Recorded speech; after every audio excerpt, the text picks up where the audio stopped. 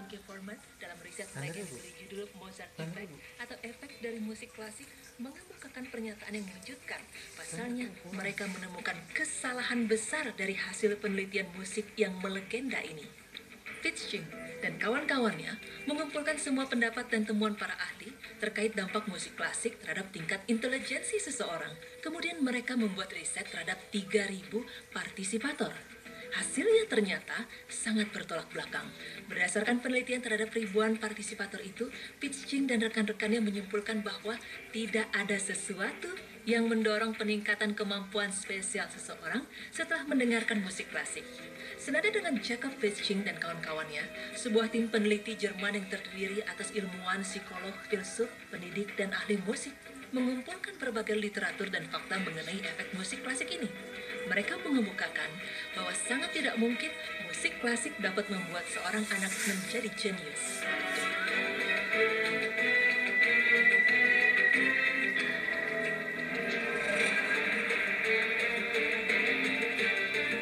Berbeda dengan Al-Quran. Al-Quran adalah mukjizat yang telah Allah jamin kemurniannya hingga hari kiamat kelak.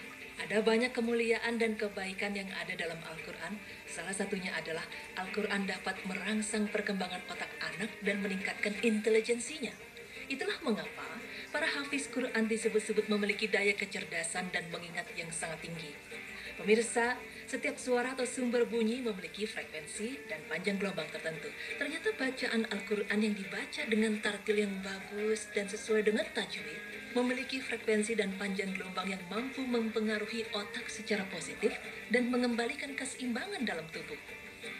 Seperti yang kita sudah pelajari, bahwa bacaan Al-Quran memiliki efek yang sangat baik untuk tubuh, seperti memberikan efek menenangkan, meningkatkan kreativitas, meningkatkan kekebalan tubuh, meningkatkan kemampuan konsentrasi, menyembuhkan berbagai penyakit, menciptakan suasana damai, meredakan ketegangan saraf otak, meredakan kegelisahan, mengatasi rasa takut, memperkuat kepribadian, meningkatkan kemampuan berbahasa, dan lain sebagainya.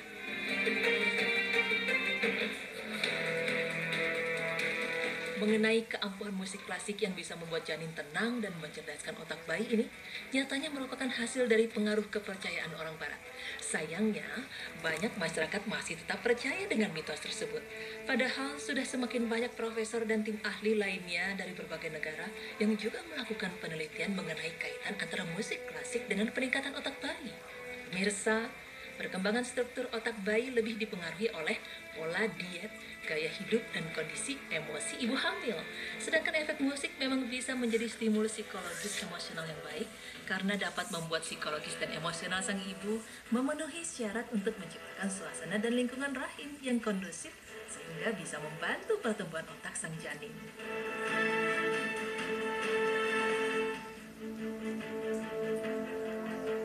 Namun, stimulan serupa juga bisa didapatkan dari bacaan Al-Quran, karena diyakini juga bahwa Al-Quran membawa pengaruh-pengaruh positif lain yang luar biasa, disebabkan oleh sumber Al-Quran yang ilahiyah. Selain itu, juga karena berdasarkan banyaknya kesaksian orang-orang yang merasakan pengaruh Al-Quran secara langsung maupun tak langsung, keyakinan ini terus diteliti sehingga dapat dijelaskan lebih baik dalam metode ilmiah. Seorang peneliti bernama Hendrik William Duff menemukan bahwa otak bereaksi terhadap gelombang suara tertentu. Gelombang suara tersebut dapat berpengaruh secara positif dan negatif. Sebelum bayi lahir, sel-sel otaknya mulai bergetar berirama secara seimbang. Tapi setelah kelahirannya, tindakan masing-masing akan mempengaruhi sel-sel otak dan cara mereka bergetar. Jadi, jika beberapa sel otak tidak siap untuk mentoleransi frekuensi tinggi, ini dapat menyebabkan gangguan dalam sistem getar otak, yang pada gilirannya menyebabkan banyak penyakit fisik dan psikologis. Tapi, Al-Quran tetaplah obat yang terbaik. Terapi dengan Al-Quran terbukti mampu meningkatkan kecerdasan seorang anak, menyembuhkan berbagai penyakit, dan lain sebagainya. Karena kan frekuensi gelombang bacaan Al-Quran memiliki kemampuan untuk memprogram ulang sel-sel otak, meningkatkan kemampuan serta menyeimbangkannya.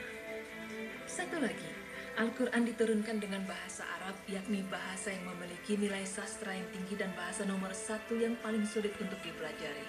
Kita tahu bahwa tidak ada satupun dari kita yang mampu menandingi keindahan bahasa Al-Quran. Namun tahukah Anda, ternyata jika kita mampu berbahasa Arab, dapat memudahkan kita untuk menguasai bahasa asing lainnya. Wallahu a'lam bishawab. Anak-anak yang terbiasa membaca Al-Quran disertai dengan memahami maknanya, diyakini memiliki kemampuan berbahasa yang lebih baik daripada anak-anak lain. Bahkan meski bahasa tersebut masih asing, ia tidak membutuhkan waktu yang lama untuk kemudian menguasainya. Insya Allah.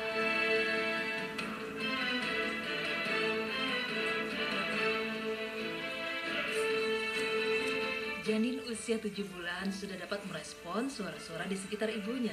Nah, untuk itulah penting bagi ibu hamil untuk banyak-banyak memperdengarkan Al-Quran kepada janinnya. Kita tidak mengharapkan mereka mengerti dan memahami apa yang kita baca, namun membiasakannya mendengarkan Al-Quran sejak dalam kandungan, membantunya untuk tumbuh dengan intelijensi tinggi, kemampuan berbahasa yang baik, dan kepribadian yang baik pula. Jika musik klasik disimpulkan dapat mempengaruhi kecerdasan melalui pengaruh positifnya terhadap psikologi sebesar 65%, maka seharusnya Al-Quran yang merupakan alamullah bisa lebih baik lagi.